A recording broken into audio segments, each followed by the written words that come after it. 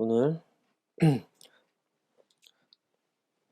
주제는 하나님께서 잘하게 하신다. 고린도전서 3장 6절에서 15절 말씀입니다. 제가 읽어드리겠습니다. 나는 씨앗을 심었고 아볼로는 물을 주었으나 자라게 하시는 분은 하나님이십니다. 그러므로 심는 사람이나 물을 주는 사람은 아무것도 아니지만 자라게 하시는 분인 하나님은 중요합니다. 심는 사람과 물 주는 사람은 하나의 목적 때문에 일을 합니다. 각 사람은 자기가 한 수고만큼 보수를 받을 것입니다. 우리는 하나님의 동역자요. 여러분은 하나님의 밭이며 하나님의 건물입니다. 나는 하나님께서 내게 주신 은혜대로 유능한 건축가처럼 기초를 놓았습니다. 하지만 다른 사람들은 그 위에 건물을 세우고 있습니다. 그러나 각 사람은 이 기초 위에 어떻게 건물을 세워야 할지 주의해야 합니다. 아무도 이미 놓여 있는 기초 외에 다른 기초를 놓을 수 없습니다. 왜냐하면 그 기초는 예수 그리스도이시기 때문입니다.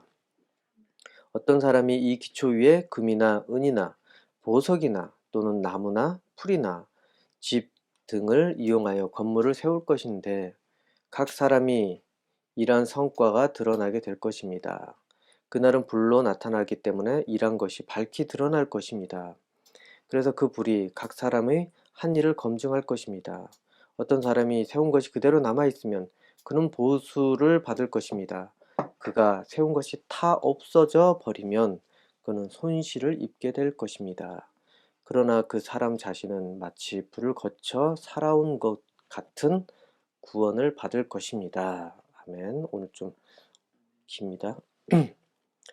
이 고린도 1장에서 이미 바울은 고린도 교회가 편을 나누는 것에 대해서 언급했습니다.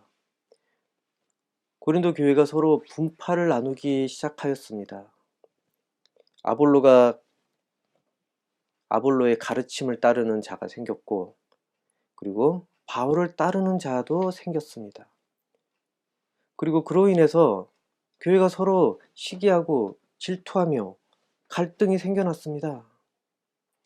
고린도 교회는 아볼로를 통해 더 많은 은혜를 받게 되었던 그러한 교회입니다. 지난번에 아볼로에 대해서 제가 설명을 했는데 다 기억을 하시죠? 아볼로가 에베소 지역에서 예수님에 대해서 확실히 전해 듣고 나서 이 고린도 교회로 오게 된 것. 근데 그가 어떤 자였는지 정말로 성경에 대한 지식이 출중한 자였다는 것 다 기억하십니까? 이 그는 언변과 지식, 지혜가 정말로 출중한 그러한 자였습니다. 그래서 그는 능히 유대인의 그 주장들을 물리칠 만한 그런 변론가와 같았습니다. 그래서 많은 이들이 그를 통해서 은혜를 받게 되었습니다. 근데 문제는 무엇입니까? 문제는 은혜를 받고 난 다음의 일입니다. 때로는 교회에서 가장 위험한 인물이 누구이겠습니까? 바로 불받은 교인이라고 합니다. 성령 받고 은혜 받고 그 다음이 문제입니다. 왜 문제입니까? 받은 것이 많은데. 왜냐하면 받은 것은 늘 시험을 거치게 될 수밖에 없습니다.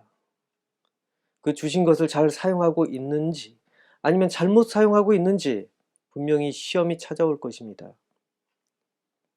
연단이 찾아온다는 것입니다.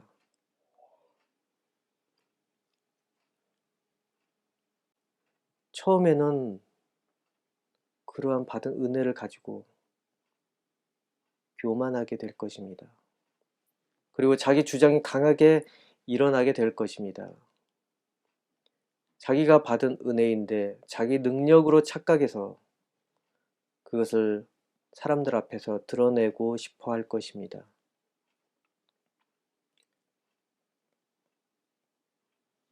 여러 가지 은혜를 주십니다. 하나님께서는 돈을 주시기도 하시고, 그 다음에 특별한 능력을 또 주시기도 하시고, 공부하는 은혜를 허락할 수도 있습니다. 병 고치는 은혜를 허락할 수도 있습니다. 그리고 예언하는 은혜를 허락할 수도 있습니다. 그 예언이라는 것은 성경을 해석하고 말하는 그런 은혜를 이야기합니다. 이것을 통해서 교만이 일어나게 될 것입니다. 성령의 충만함을 받아서 불같이 마음이 일어나서 교만한 마음이 또한 같이 일어날 수도 있습니다. 고린도 교회에서도 복음이 들어가자 은혜 받은 이들이 정말 많아졌습니다. 바울에게 은혜 받은 이도 있었을 테고, 그리고 이 아볼로에게 은혜 받은 이도 분명히 있었을 것입니다. 그러나 문제는 그 은혜에 따라 서로 어느 것이 좋은지 구별하려는 그러한 시도입니다. 그리고 다투게 되고 나누게 되는 것이 정말 문제입니다. 나는 이 바울이 전하는 복음이 너무나 좋다.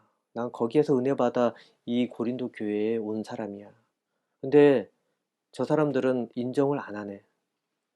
나는 아볼로가 나를 양육시켰어. 나는 그를 인정할 수밖에 없어. 바울을 전혀 나는 경험하지 못했거든. 그렇게 서로는 자기 은혜에 따라서 어떤 것이 좋은지 구별하려고 많이 시도할 것입니다.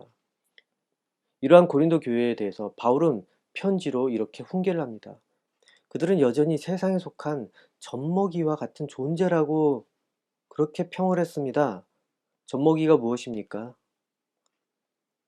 여전히 엄마 모유를 먹어야 하는 그런 대상을 젖먹이라고 합니다.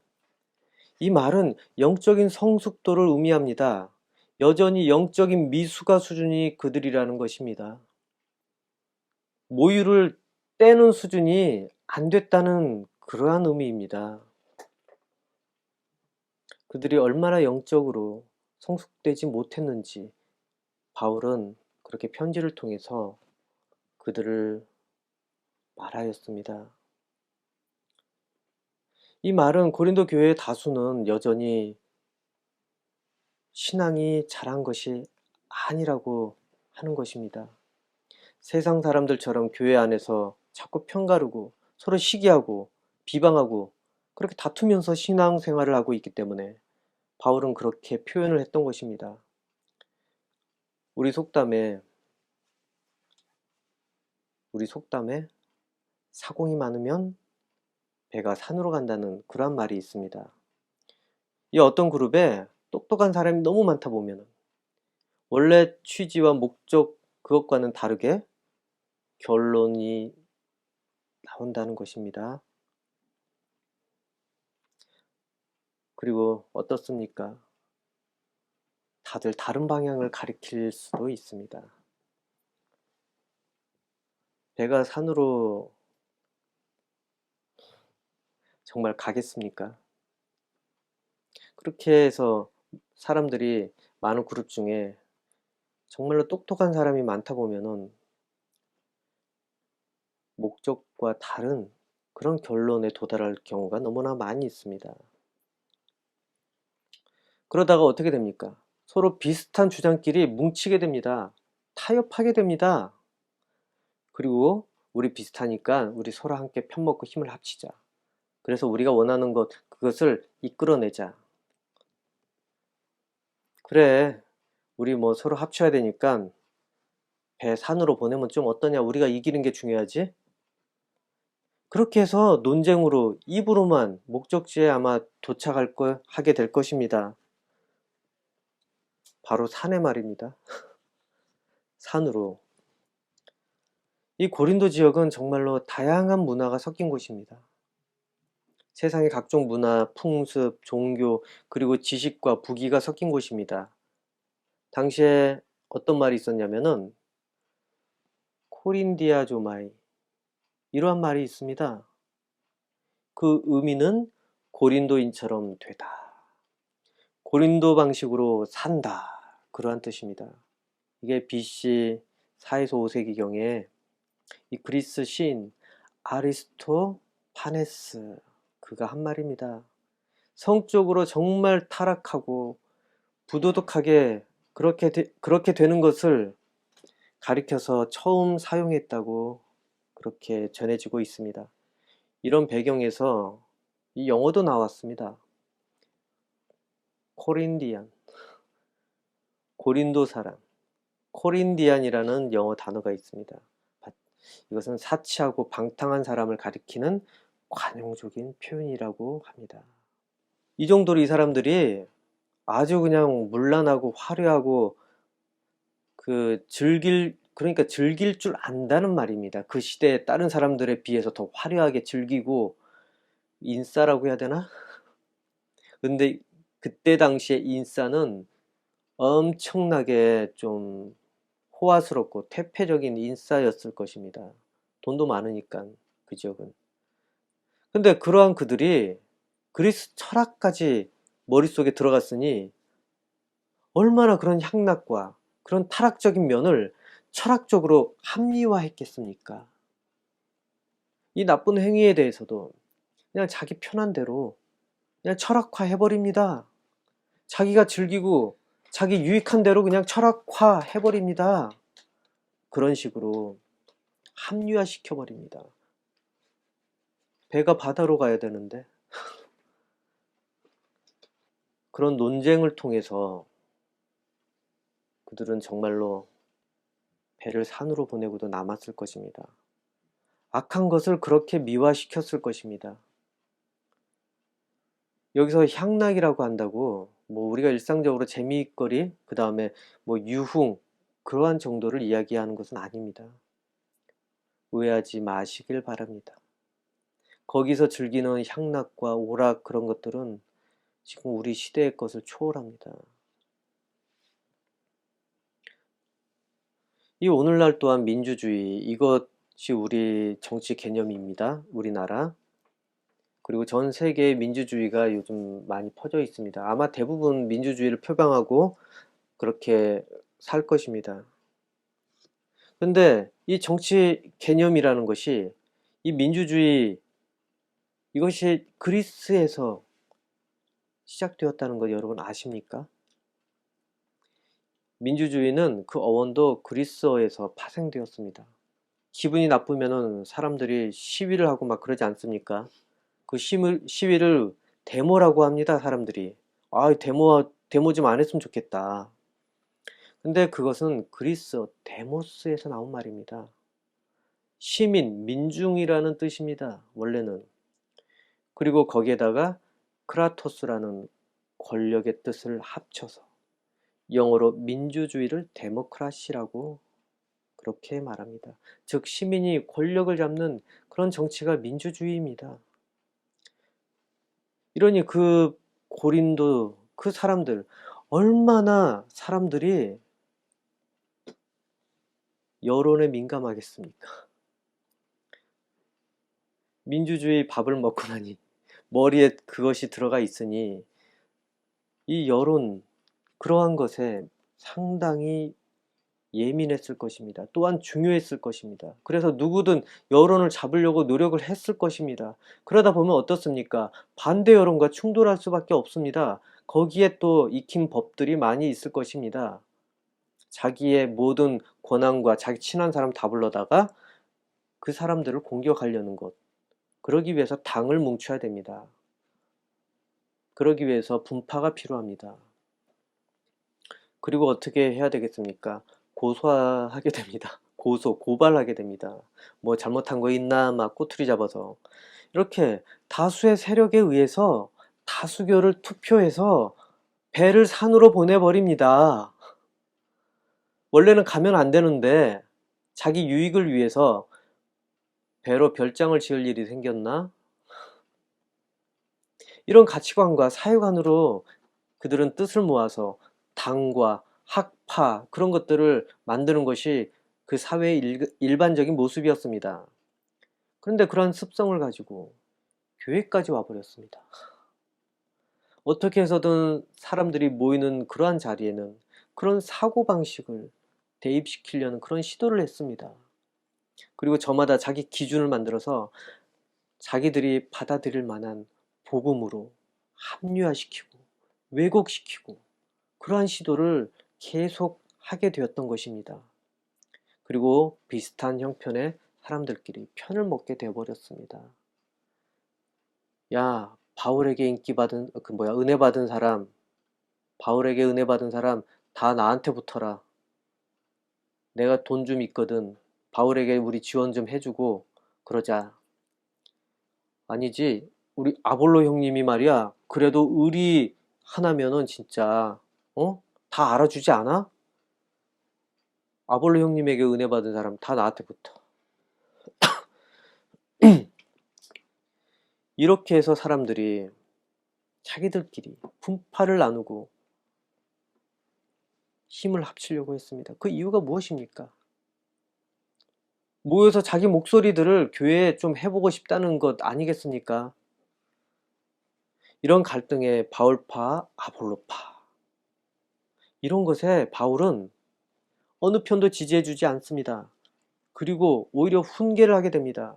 6절을 보면은 나는 씨앗을 심었고 아볼로는 물을 주었으나 가장 중요한 자라게 하시는 분은 하나님이십니다. 이렇게 말합니다. 이 말은 아볼로나 바울이나 모두 하나님께서 하시는 그러한 일에 대해서 각 부분을 맡은 그냥 동역자일 뿐이라는 것입니다. 일꾼이라는 겁니다. 주인은 하나님이시고 이 밭에 씨를 뿌린 자 그런 사람이 모든 공로를 차지하거나 아니면 또 자라게 한 사람이 모든 공로를 가져갈 수 있다는 것이 아닙니다. 네가 돈 벌었으니까 이거 돈은 다 네 거다. 기회를 준 사람은 어떻게 됩니까? 사장님이 회사에서 사장님 일 안 하니까 돈 주지 말아요 우리. 내가 물건 팔았으니까 이 물건 막 몇 억대 내가 팔았으니까 그 중에 몇 개는 그 얼마는 다 내 거 아니에요? 사장님은 뭐 회사도 안 나오시는 것 같은데 돈 주지 맙시다 이러면 되겠습니까? 그 회사 사장님 건데 그저 그 직원은 월급만 받아가면 됩니다.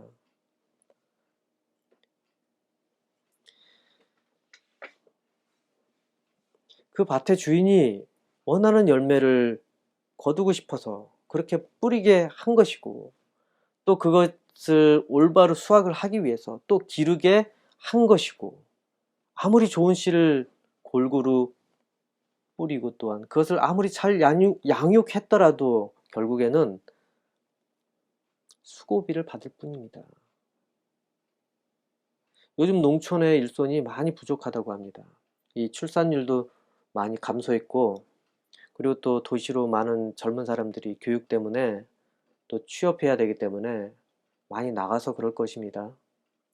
그래서 농촌 그 일손은 외부의 도움을 받을 수밖에 없습니다. 외국인 노동자, 지역 주민 서로 부족한 일손을 도와서 씨도 뿌려주고 농약도 뿌려주고 잡초도 뽑아주고 태풍이 온다고 하면은 모두 모여서 여기 이장입니다. 모두 모여서 우리 태풍 준비를 합시다. 하우스가 날아가지 않도록 좀 이웃끼리 힘도 좀 합치시고 우리 몇 시에 모입시다. 이렇게 서로 관리를 해줍니다. 그런데 그렇게 관리해주고 뿌리고 또는 고용한 그런 사람들이 자기가 너무나 수고 많이 했다고 그 열매를 탐을 내서 되겠습니까? 내가 일도 안 나가고 도와줬는데 그 다음 많이 수고한 만큼 뭐 좀 줘야 되는 거 아닙니까? 아, 그때 내가 월급 주기로 하고 부르지 않았어요? 아, 그래도 열매가 아주 그냥 풍성하게 열린 것 같은데, 이거는 어느 부분은 나의 차지도 있어요. 그리고 확 뺏어가 버리면은, 한 사람 한 사람 다 나타나서 확 뺏어가 버리면, 주인은 뭐 먹고 삽니까? 뭐 먹고 삽니까? 농사 지어서 딴 사람들 다 먹이고 그러면. 다 자기 것으로 만들어 버리면은 어떡합니까? 그 다음에 또 농사를 지을 마음이 들겠습니까? 어차피 농사 지어도 그 사람들이 와서 또 욕심내서 가져갈 텐데. 재산입니다. 자기 재산. 수고비는 이미 주었을 테고. 바울이 아무리 씨를 잘 뿌렸어도 그 맺은 열매의 영광과 권리는 바울 것이 될 수가 없습니다. 그리고 아볼로가 정말로 출중한 능력과 지혜, 또한 지식으로 사람들을 잘 돌봤어도 아볼로 역시도 그것을 독차지할 권리는 없습니다. 고린도 교회는 바로 하나님의 것이기 때문에 그렇습니다. 아볼로파가 아볼로를 향해 뭉치고 바울파가 되어서 또 바울을 향해 뭉치는 것, 어쩌면은 그 무리의 유익을 위해서 뭉쳤을 수도 있습니다. 자기들이 원하는 것을 이루기 위해서, 또한 자기 편한 대로 자기 권리를 그 단체에 행하고 싶어서 그냥 바울이나 아볼로 아니면은 베드로 이름을 그냥 갖다 붙였는지도 모릅니다. 자기들 주장에다. 가장 중요한 것은 바로 주인이 하나님이 되셔야 된다는 것입니다. 자기 개인의 유익을 위해서 교회를 그렇게 편나누고 그래서는 안 된다는 것입니다. 하나님께 정말 합당한 열매를 맺는 곳이 교회가 되어야 합니다. 구원받은 성도로 인해서 그 성령의 열매가 풍성하게 맺어져서 주인이 그것을 통해서 기뻐하게 되는 것이 씨를 뿌리는 이유고, 그리고 가꾸고 보살피는 이유입니다. 그런데 주인의 농토 위에다가 자신의 수확을 거두는 농토를 설치하면 되겠습니까? 그래서 주인의 수확을 훔쳐가려고 그렇게 해서 그렇게 하면 되겠습니까? 근데 고린도 교회 사람들은 자신들의 유익과 편의, 그리고 지혜를 주장하느라고 서로 시기하느라고 나뉘어 버렸습니다. 오히려 그것을 통해서 하나님께 가야 되는 그 열매, 그리고 나무, 그러한 것들이 밟혀서 부러져 버리고 떨어져 나가 버리고 그랬습니다.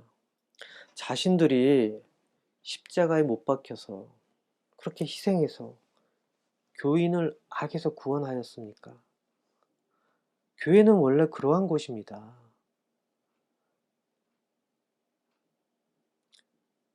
이것은 바로 교회는 그리스도 예수에 의해서 기초를 잡고 그 위에 세워진 것들이 교회입니다. 그런데 그 기초 위에 또 자기 기초를 세웁니다. 세상의 단체에서나 그렇게 해야 되는데 교회에서 그래 버립니다. 그리스도께서 십자가를 지시고 하나님께서 구원을 허락하셨습니다. 그리고 모든 교회의 권리는 예수님께 있습니다. 그분의 이름과 뜻에 따라서 복종하며 사는 것이 이 교회된 사람들의 의무가 되는 것입니다. 모든 영광 그리고 권세, 주님께 있는데 이 교회 공동체 위에 자신의 권리를 세우는 그러한 사람들이 너무나 많이 있습니다. 하나님 보시기에 그러한 것은 도적질입니다. 그러한 교회는 어떻게 됩니까? 불의의 시험을 받게 됩니다.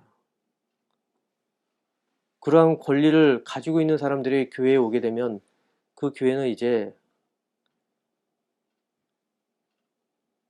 시험 받을 날이 됐다는 것입니다. 교회를 이루는 것은 한 사람 한 사람 교인들입니다. 그 한 사람 한 사람의 영혼들이 어떠한 것을 통해서 이 교회를 이루고 있는지, 정말 금 같은 것을 통해서 세워진 건물 어떻습니까? 너무 보기에도 영광되고 그 다음에 화려하고 비싸 보이지 않습니까? 그건 하나님의 성전을 금으로 지었습니다. 옛날에. 근데 세상에 한 해를 피다가 그냥 지는 들풀로 세워지는 경우도 있습니다. 너무 쉽게 구해서 지을 수 있는 것들. 불이 한번 피고 지나가면 어떻게 됩니까? 다 타서 없어질 것입니다. 수고비 주고 건물 좀 지으라고 했는데 너무 쉽게 지었어. 불이 그냥 확 붙어서 다 타버립니다. 하지만 그때도 버텨서 불이 지나갔는데 여전히 교회가 굳건히 서 있다면은 그 교회는 정말로 정금과 같은 훌륭한 교회로 증명이 될 것입니다. 정금이라는 것이 불에 달궜을 때, 불순물이 타버렸을 때 더 가치가 있는 교회, 가치가 있는 것이 정금입니다. 오히려 불이 더 이 교회의 가치를 높일 수 있다는 것입니다. 이 불을 견뎌낸 이 교회야말로 정말로 훌륭한 교회라고 인정받을 것입니다. 이 고린도 지역도 마찬가지입니다. 그래서 바울이 지금 이야기합니다. 당신들이 주장을 통해서 그렇게 갈리는 것, 그런 것은 한번 불 붙으면 사라지는 것, 그러한 것들을 당신들은 의지해서 그렇게 붙잡고 있는 것입니다. 이 고린도 지역, 그 지역은 사탄이 활개치는 그러한 곳이었습니다. 그러한 곳에 교회가 은혜 받고 서 있는 것을 사탄이 그냥 내버려 두지 않을 것입니다. 그러나 이것은 우리 육적인 문제로 해결이 안 됩니다. 어떻게 영적인 것을 대비하고 싸울 수 있겠습니까? 바울이나 아볼로, 베드로 이런 사람들의 능력에 의해서 해결되는 문제가 아닙니다.